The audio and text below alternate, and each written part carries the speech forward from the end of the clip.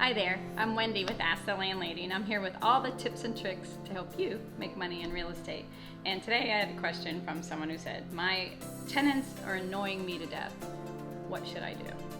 Oh, that's a hard one. I've actually bought properties from people whose tenants were annoying them to death, and that's how I've ended up with some of the places I have now, which is, so I guess if somebody asks you that question, maybe you can take the properties off their hands.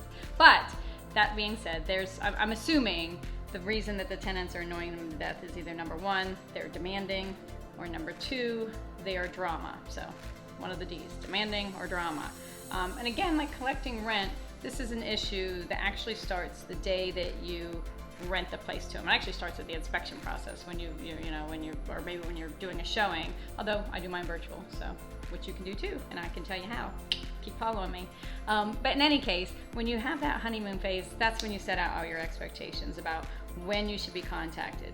Not at midnight, not anytime they feel like it and you're gonna answer the phone. That's not gonna happen. You need to set your expectations about having maintenance requests done in writing that are reasonable, that you can reply to, and set forth all those things that you've done in your lease, and hopefully a policy addendum or a rules addendum that gives that little cheat sheet of information to your tenants. And if you don't have that, make sure you follow me and buy my book, Ask the Landlady. That way you can get all those tips and tricks about things that you should include in that addendum so that you can replicate it and start out very strong. Now, that being said, that's for demanding, because that's the people that might be trying to reach you at all hours of the night, incessantly asking for something that's not going to happen.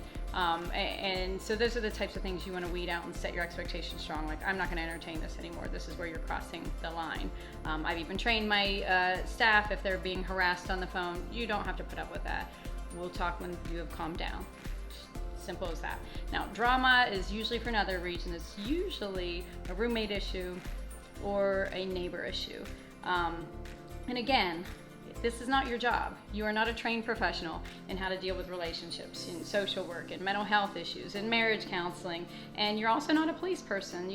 Well, maybe you are, but I'm assuming that as a landlady, you're probably not the person that's supposed to go down there and make sure the neighbor turns their music down, or that it can intervene if there's a violent outburst, between a married couple and it's driving a tenant crazy. So that's when you need to tell those people who they can call. That's what you do in those types of instances. But again, don't get involved. Don't get on the drama train. Don't get into the demanding thing, because then you will be like that person who said, my tenants are driving me crazy and I don't know what to do.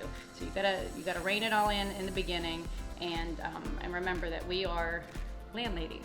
We provide a safe, clean, hopefully amazing place for you to live. And that's the relationship that you have with your tenant, not anything else that goes outside of those parameters.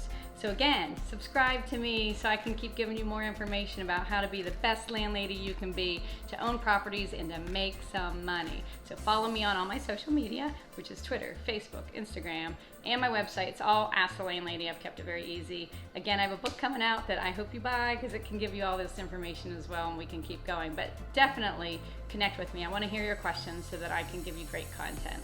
Thanks. Have a great day.